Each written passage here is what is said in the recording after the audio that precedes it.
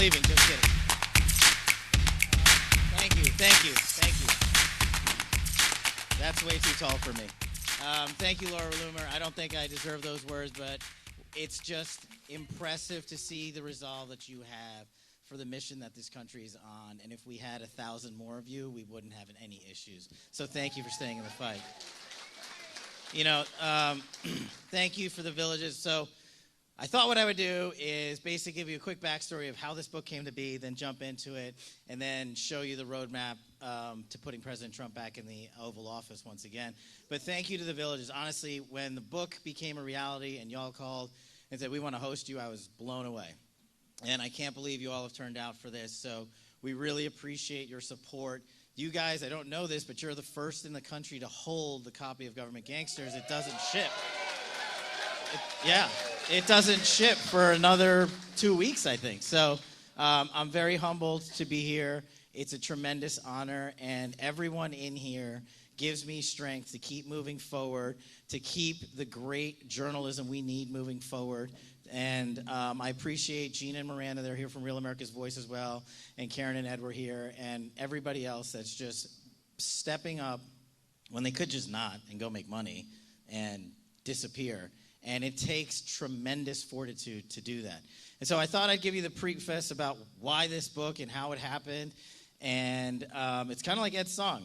I used to work in the White House, and I got a lot of great friends there, some of whom are President Trump's finest speechwriters. And we worked on putting out President Trump's accomplishments on the national security front together. And we did this for a couple years from literally the Oval Office, whether it was taking on Al-Qaeda, ISIS, whether it was bringing home American hostages, ending the forever wars, taking on the drug cartels, defeating human trafficking, what have you. They got to learn my voice. And then when we left, they called me and said, you should write a book. And I literally fell over laughing because they both knew that I could barely read or write. It's not my skill set. And, they're mentioned in this book. And thanks to them and thanks to my mentor, guys like Devin Nunes, and of course President Trump, who said, you got to write your story down. It doesn't matter whether you make money on it or not. That's not the point. The story, the mission is worth recording. And the funny thing is, I thought, man, this is going to take like 3 years. We wrote the book in 3 months. I had a great team, and it's all credit due to them. The not so ironic thing is the Biden administration blocked it for 10 months after that. So I had to literally take the Biden DOD, DOJ, FBI, CIA, NSA to federal court and sue them to get this manuscript released.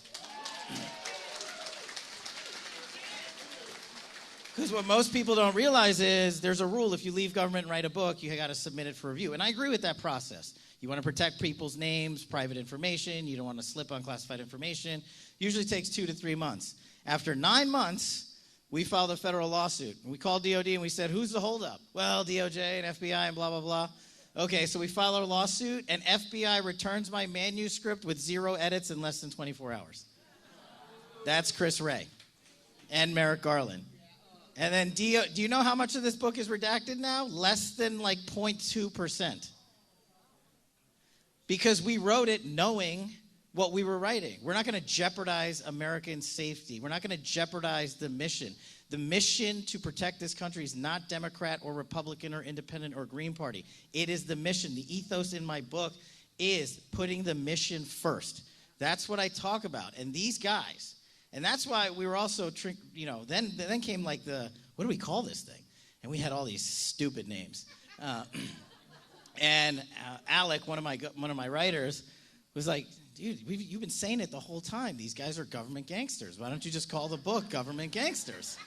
And I was like, oh, yeah, it's a great idea. I'm glad I thought of it. And you just can't have the successes you had unless you have a president and leader who inspires you like Donald Trump. And I was fortunate to learn under him and to execute the mission. And I was fortunate to have those guys make this book a reality. If you look, the very first, and I don't think this has been done before, one of the very first pages in the book is the letter from the Department of Defense finally bending the knee and releasing my manuscript. I didn't want to regurgitate it. I wanted you guys to see what they make us do to put the truth out. There's a reason Donald Trump calls Government Gangsters the blueprint for 2024. So how do we get there? Yes, the whole mission is to elect President Donald Trump. We have to do that. But you guys got to remember, half the country still thinks Donald Trump's a Russian asset. No, I'm going to talk about, I know you guys will be like, oh my God. I'm going to talk about quickly Russiagate, I'm going to talk about Baghdadi, and I'm going to talk about Jan 6, just because I want you to see how these government gangsters never change, how are they the same offenders, and they were worse in the Trump administration than they are in the Biden administration, if you can believe that. And what I'm talking about when it comes to Russiagate, when Devin Nunes was running that investigation, I was a senior investigator. I mean, just you guys got to think about this. For 7 years ago now, we went out there and said, in the United States of America, your political opponent went out and used illicit money to go overseas and buy fake dirt against your political opponent, then stuff that information into a federal FISA court to unlawfully wiretap your opponent so you could defeat him in the presidency of the United States. Just think how insane that is. But that's what they did. And because the media and the fake news mafia is the biggest government gangster there is on earth, and unless we go out and take the Russiagate example and re-educate the people in this country who were lied to by CNN, the Washington Post, the New York Times, MSNBC, the Daily Beast, and every other rag out there, we are not going to get President Trump across the finish line. I know you know, but I also know you know 10 people in your community that don't. And now is not the moment for the I told you so. Wait, by the way, there's a lovely lady who I ignored who works with my aunt. I have to get a photo with you later. Sorry. That's pretty cool. That was random. It's not about jamming them in the eyes. It's not, oh, you should have listened to me 6 years ago. No. What I learned from President Trump was, and Devin Nunes was, look, we're not going to win 70% of the electorate. 40% is decided on each side of the political spectrum. You need to go get the 7 and 9 in the middle. You do that, and you win elections all day long. Now, the 7 and 9 in the middle, on a quick tangent, have said in the last election cycle, which was rigged by the government gangsters when it comes to things like Hunter Biden's laptop and the intel letter that 51 people signed, former CIA directors, former DOD secretaries, former NSA directors. And now is not the time to say, oh, I told you so about that too. Now you go and take the proof, which is unequivocal, and say, look, they rigged the election. And most of these people have come forward and said, I would have voted differently. It is our job to educate them, to make sure they read the documents, they watch the right news programs, they read the right journalists going forward so they are not duped and we do not have another rigged election. That is our mission together. It doesn't matter what President Trump and the leadership of this country do singularly if you don't follow suit. If you don't pick one line of effort, and I don't care what it is, education, healthcare, countering narcotics, the economy, the border, overseas stuff, diplomatic relations, and drive hard. There is no way in modern day America with great social media like Truth Social that you can't make a difference. There just isn't. There isn't. Everybody has a voice. And every one of you can get out there and write, or take a photo, or hold a rally, or hold an event, or have a dinner. It's not about raising money. We will do that. But it's about educating the electorate that was duped by these government gangsters. And the reason I wanted to talk about the Baghdadi mission, well, because it was pretty kick-ass, but it highlights to me, and I talk about this in the book, how people in the Trump administration actually served the national security mission apolitically and would later go on to change because they wanted to keep their job. What am I talking about? As the head of counterterrorism for President Trump, we do reps and sets all the time. Baghdadi was the biggest terrorist on planet Earth, and we wanted to take him out. And every week we get the phone call, could be now, could be now, could be now. And then one Saturday, of course, when I was dressed like an idiot at the White House in jeans and like a ripped T-shirt, we got the call. So I put on the worst suit I have and an awful tie from my ex-girlfriend. And I go down to the Situation Room, and we lock down the White House compound. And in comes, President Trump, ultimately, the first lady, who, by the way, Melania Trump is one of the smartest people I have ever encountered. Her sound advice to President Trump on matters of not just national security, but everything else is not mentioned enough. She is brilliant, she is funny, she is caring, and her love of this country is awesome. And so they come down, and then we got guys like Chairman Milley and Mark Esper. Hang on, we'll get to them. So these guys, and you got to remember, this was, 2 years into the Trump presidency, about the halfway mark, right? And the job of the chairman of the Joint Chiefs of Staff and the job of the Secretary of Defense is to apolitically execute the no-fail mission of this country. And on that night, it was to kill Baghdadi and make sure our soldiers didn't get in any harm. And to be there for those 4, 5, 6 hours and to watch men like Mark Milley perform his duty apolitically showed me that he was capable of just that. On that evening, we stood there after what we call signal jackpot. We got the word that Baghdadi was dead because we waited 45 minutes for our boys to exfil out of there on the helos to get to safety. That was a long 45 minutes.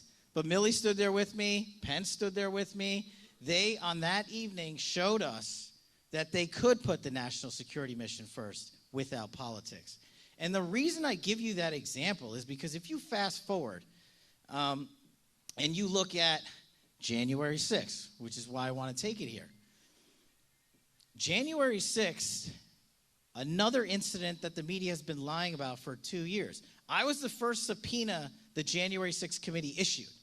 And I learned about it because the Washington Post called me at 10:30 at night saying, hey, you just got subpoenaed.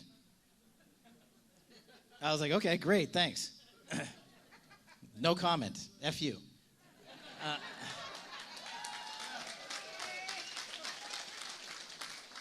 But that showed us where they were going, right? It's always the next get Trump scheme, okay? And January 6th is one of the biggest culprits, and the fake news mafia is one of the biggest guilty criminal parties in it. I was there in the Oval Office, like I talk about in the book, January 3rd, and we were talking about some sensitive overseas operations. It's me, the SecDef, the chairman, and a couple other senior advisors for President Trump. And on his own, President Trump goes, hey, we see that there's going to be large crowds gathering not just in D.C., but around the country. I, as commander-in-chief, am approving the authorization of 10,000 to 20,000 National Guard men and women. Why is that important? The law requires, before you can deploy National Guard, 2 things happen. 1, the president must authorize it. You'd ask, why is that? It's pretty simple. We don't want uniformed military officers taking over our streets. That's what we fought against when our founding fathers came over here in the first place. So once you had that, the second piece the law requires is the governor or mayor, in this case Bowser and Pelosi, have to make the request for it. And why am I harping on this?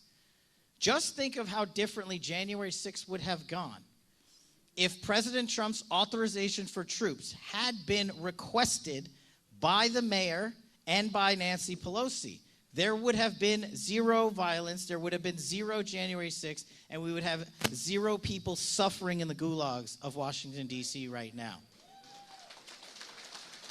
But they wanted the political spectacle. And I'll tell you a story I haven't really told before, and I tell you that I think it's in the book, but I've read it so many times I don't know what's in here anymore. So on January 6th, Nancy Pelosi calls the Office of Secretary of Defense. So it's me and the SecDef and the chairman, and we're on the phone. And she's like, where's the National Guard? And we're like, Madam Speaker, you have to request the National Guard. If we deployed it now, we would be breaking the law. Okay, fine. We'll give me the National Guard. Where are they? As if we're able to just pull out 10,000 troops from, next door in Virginia. Remember, the National Guard are y'all. They're teachers, they're parents, they're cops, they're firefighters. We have to go and fly them in from all over the country, kit them out, mobilize them, and then send them forward to assist in a security process. Her comment was, well, get it done fast because I want congressional food services restored so my members can eat. On January 6th, that's what she wanted. Her other request was, Where are the belt-fed machine guns? Where are the crew service weapons, as we call them? These things you see in theaters of war. And we're like, there is no way we are rolling tanks down Pennsylvania Avenue. I know you want the political spectacle to take out Donald Trump, and the media has bought and sold it for 2+ years. But the reason that I harp on January 6th is because not just her, but Mayor Bowser could have also said, hey, yeah, give me a few thousand troops. I'm the mayor of D.C. It's my responsibility. If you look in the back of this book, we have obtained from the United States government the letter that Mayor Bowser wrote declining the troops before January 6th. We also have the United States Capitol Police on the record in their own wording that Nancy Pelosi, as Speaker of the House, rejected President Trump's offer 2 days before January 6th for the National Guard. It is not on President Trump. He was the only one who had the preemptive knowledge to go out and say, hey, let's be prepared just in case. Why do I bring this up again? Same thing with Russiagate. Same thing with Baghdadi. Do you know who was leading the charge to quell President Trump on January 6th besides Pelosi and Bowser? Chairman Milley. The guy who I saw operating apolitically as a uniformed military officer should on the eve of the Baghdadi raid was now calling me at 3 a.m. asking me if President Trump was going to fire him. And my response was, dude, just do your damn job. What are you worried about? If you did the job I saw you do, then there's nothing to worry about. But it clicked. I learned then that he was never in it to serve the mission of President Trump. He was in it to save his job and be carried over into the Biden administration. So what does he do? He has sideline phone calls with Nancy Pelosi on January 6th. What does he do? He calls his counterpart in China and says, hey, if the United States invades or launches an attack on mainland China, I'll let you know and give you a heads up. And the reason I list, well, I think one of the most important parts of this book is in the back where I literally list executive branch government gangsters. I don't do them all because that probably would have been like 1,000 pages. And of course, I don't incorporate the goobers on Capitol Hill like Watermelon Head and Fang Fang. But they're all in on it. And the January 6th date is now stamped in so many Americans' memories as some sort of fraudulent criminal conspiratorial event. And look, some people broke the law on that day, and yes, they should be punished. I'm a former federal prosecutor, I get it. But the overwhelming majority, if you look at these cases and these incidences, they show us the destruction of due process, the politicization of the bench, of the judiciary. And if we allow that to happen, then we are to blame for the next loss. It's not a rah-rah moment to go out there and burn it all down. It's to go out there in your communities and on your platforms and say, look, here, as my friend Steve Bannon would say, here are the receipts. We have 40+ pages of government memos that they concealed from the public that we put in this book so you can read them. Don't take my interpretation for it ever. Read it, digest it, and then get it out there. Because that's what democracy is about. It's not about being told how to vote. It's about being given the tools and the education that what your government did was either right or wrong, but the decision is yours to make. And that is what I call putting the mission first in government gangsters. That is the whole ethos of this entire book. Now, I wish they could let me keep writing because I wasn't able to cover the last 10 months, right? Last 9 months of the book, because you can't change it because then they start the clock all the way over again. So what I want to do is just bring the book full circle into how it plays with what's going on with President Trump today. The ultimate weaponization of the media, by the media, of our DOJ and our intel communities is what has led to the failures in Russiagate, to the failures in Jan 6, and to the failures that we're going to talk about here going forward shortly. And the government gangsters, and I'm talking like people like Rod Rosenstein, Trump's appointee. I'm talking about Gina Haspel. The story's in here. Most people don't know. She's CIA director. Do you know who was chief of station London when Russiagate was authorized and launched? Gina Haspel. These are the people, and here's some stuff you just literally can't make up. Do you know where Rod Rosenstein and Gina Haspel currently work? At Christopher Wray's old law firm. Yeah, 7 figures. These people are so incestuous, they will do anything to keep power.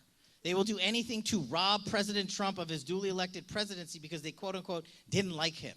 And it is up to us to put this mission first. It is up to us to come together when we see the indictments in New York and Miami and Florida and Georgia and say the weaponization of our democracy is near complete. And if we allow these government gangsters to finish it with their goons in the media, then the next election won't just be rigged. It will be socialistic. And it will be game over. And yes, it is going to take the leadership of the only person that can lead that charge in President Trump. But it's going to take every single one of you to get behind that movement. And you're here, so I know you're going to do it. But you got to go out into the communities and drive even harder than you have ever thought possible. The one of the many things I learned from Devin Nunes was, if you said something literally 5,000 times on TV, you've only just started to say it. And it was a hard lesson I had to learn. I was like, oh, we put out a Nunes memo. Everybody knows the truth now. And he laughed. But he was right. You can't just put it out and just be like, here, everybody's going to see it. Everybody's not going to see it because half the media won't cover it. And for me, one of the most offensive things, and I harp on the DOJ and FBI in this book, and I'll close here because I think it's appropriate. As a former federal public defender and national security prosecutor, the one thing I thought would never happen in this country is the ultimate weaponization of law enforcement. I know we had the cast of characters from Russiagate, and I know we had the cast of characters from January 6th, and I now know we have the cast of characters who are repeating themselves in Merrick Garland's DOJ. With Chris Wray. The top 3 officials in the DOJ right now are the 3 officials that launched Russiagate. Chris Wray is still the FBI director. And I'm not attacking the everyday prosecutors and everyday agents. It's not on them. It's on the leadership at the top. And if we go out there and continue to take the fake news as bait and start yelling about things like insurrection and sedition, that's what they want. That's what Nancy Pelosi wants. That's what Hakeem Jeffries wants. They want those words out in the ether. We have to have our people show up and show everyday Americans that justice is literally being robbed. And as President Trump has always said, they're coming after you. He's just in the way. I don't know I talk to him all the time. I don't know a single human being who could take the amount of incoming that this man has taken and still stand up for this country.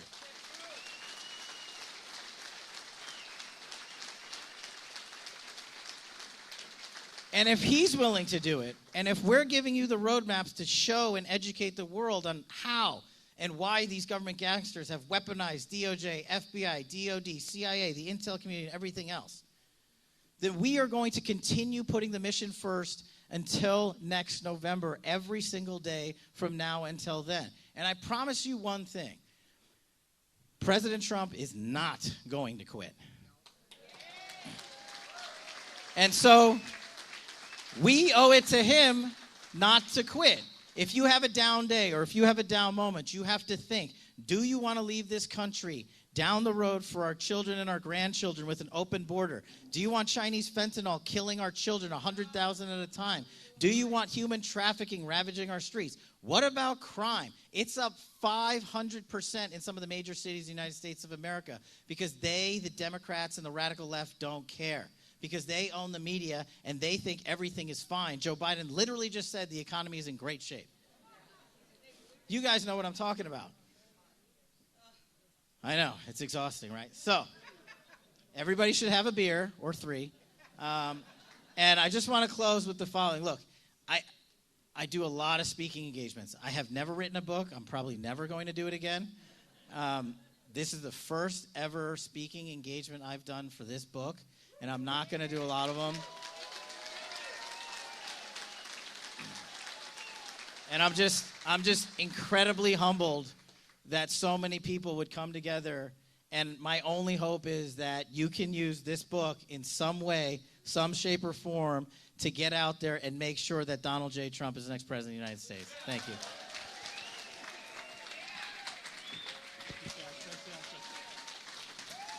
Huge round of applause for Kash, guys.